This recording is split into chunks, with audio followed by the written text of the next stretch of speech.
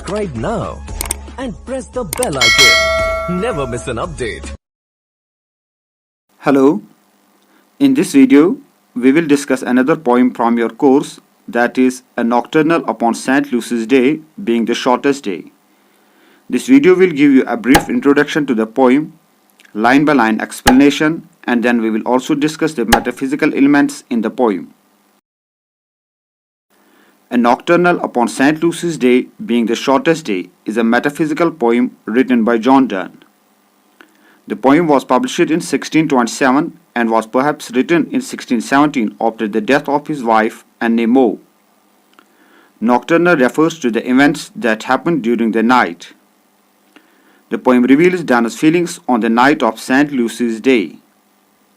The poem revolves around the themes of life and death. The poet is so shocked by the death of his beloved that he compares his anguish with the atmosphere of St. Lucy's Day. The poem has 5 stanzas and each stanza consists of 9 lines. The rhyme scheme of the poem is ABBACCCDD.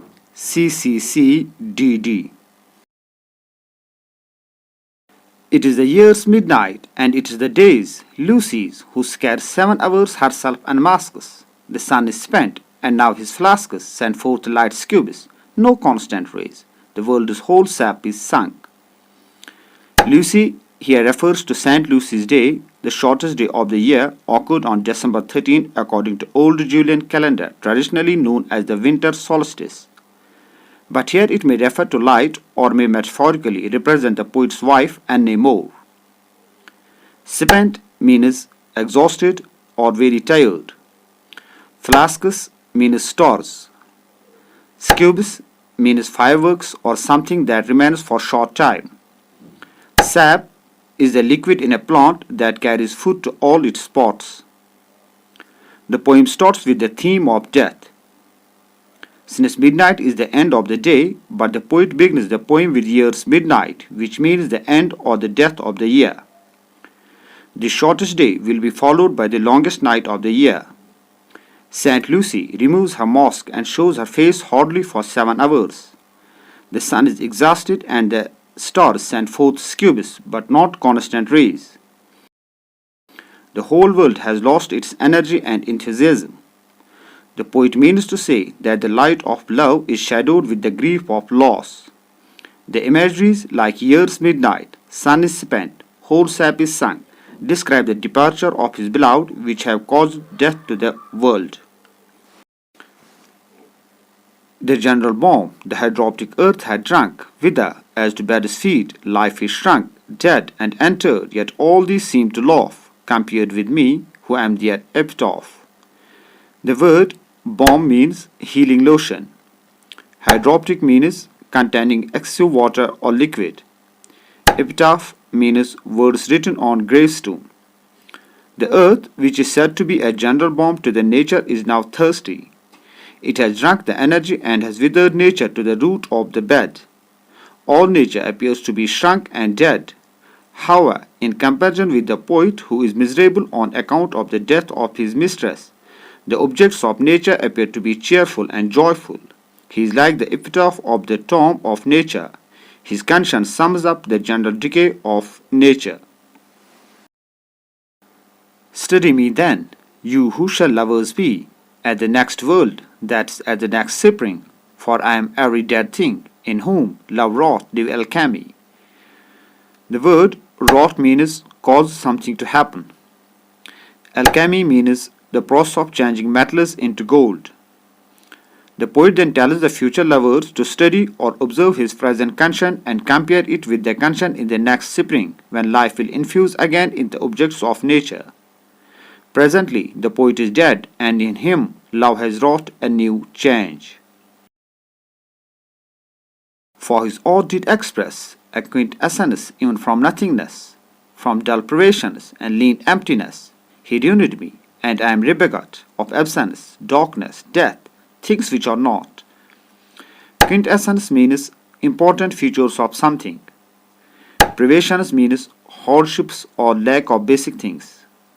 Emptiness means loneliness. His love has squeezed out of him a perfect example of nothingness. His hardships and loneliness are due to the death of his beloved. Love has ruined him. He is reborn now out of absence, darkness, and death, almost as if he had been born out of non-existent things. All others from all things draw all that is good, life, soul, form, spirit, whence they being have. I, by love's limbic, am the grave of all that is nothing. Here the word limbic means the process of separating the elements by boiling or evaporation. All other people seem to have the best of all good things. They are made of life, soul, form, body, spirit, and are real. On the other hand, the poet has been boiled away and evaporated and has become a grave containing nothing. Oft a flood have we too wept, and so drowned the whole world. As too oft did we grow to be two chaoses, when we did show care to aught else, and often absences withdrew our souls, and made us carcasses. Here the word chaos means lack of order. Carcasses means dead bodies. So many times in the past they wept together and drowned their world in their own tears. They often grew chaotic when they paid their attention towards other things and could not enjoy each other's company. Their separation from each other often withdrew their souls and made them lifeless corpses. But I am by her death, which were wrong, sir, of the first nothing the elixir grown, were I a man, that I were one, I needs must know. Here the word elixir means a magic liquid that is believed to cure illness or to make people live forever. Because of his beloved's death, the poet has been reduced to the condition of absolute nothingness, a state of precreation. Death has wronged his beloved. The poet's condition has become worse than nothingness. The poet has grown into a state of elixir, means his living death has been prolonged.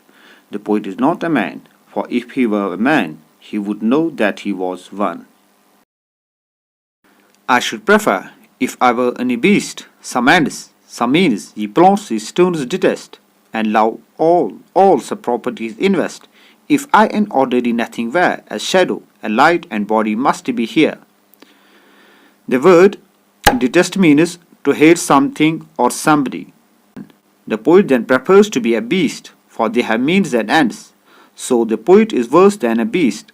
The poet is neither a plant nor a stone, because they love and hate. All things have one or the other quality except the poet. The poet is not even an ordinary thing like shadow, for even shadow implies the existence of light and body. But I am none, nor will my sun renew. You lovers, for whose sake the lesser sun at this time to the goat is run, to fetch new lust, and give it to you, enjoy your summer all. Here the word renew means to begin or to appear again. Goat is the symbol to represent Tropic of Capricorn. Fetch means to bring back. The poet is nothing, even his sun will never appear again. The poet then directly addresses to future lovers. For the sake of the future lovers, the sun has gone to the Tropic of Capricorn to energize itself, which the future lovers will enjoy in summer. Since she enjoys her long night's festival, let me prepare towards her, and let me call this hour her vigil and her eve, since this both the years and the day's deep midnight is. Here the word vigil means a period of time when people do not sleep. Since the poet's beloved is celebrating her long night's festival, the poet wants to make preparation to return to her. The poet regards the present time as vigil and eve because it is the end of both the year and the day.